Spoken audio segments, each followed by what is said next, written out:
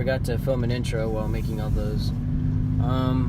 So what was wrong with my car, I put spacers on the rear once I lowered it to poke out the rear wheels some more, and apparently one of the lug studs was tightened too much and it snapped, which I did not know of, and I think that's what caused the rotor to warp.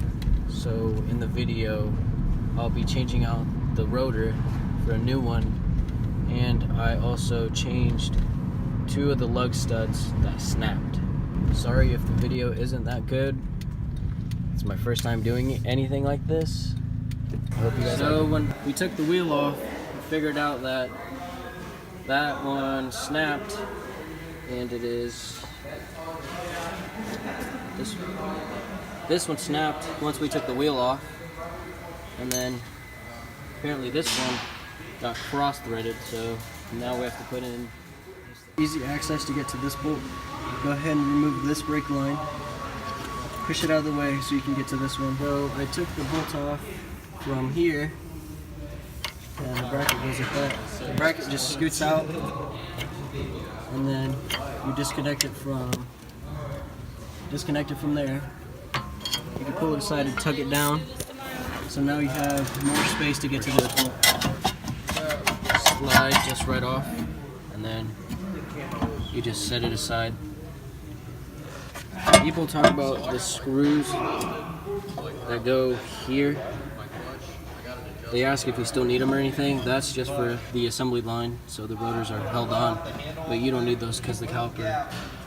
So now once you take off the rotor, you'll be left with just the lug nuts. Ones you want to replace out, these just slide right in. When you are tightening these, get a nut that fits bigger than the actual lug stud. So when you go to tighten this is supposed to sit all the way in like that. Hold it. I did it with wood and then jack. You can either use an impact or a wrench to tighten it down so it sits flush. Seems about tight right there. Maybe just one more just for safety. So that's good. Now what we have to do is just back this out.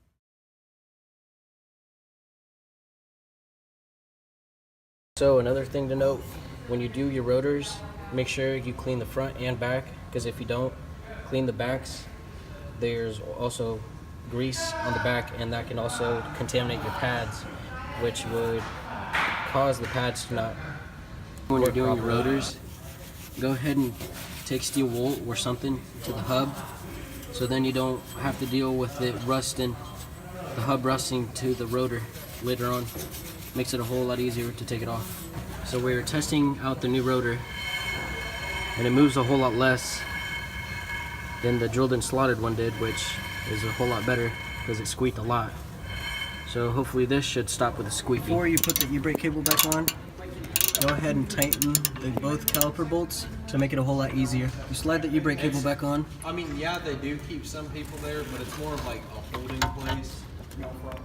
And then you slide this back on, so it snaps back in. The e-brake cable back on, make sure the e-brake is down, so you want struggling.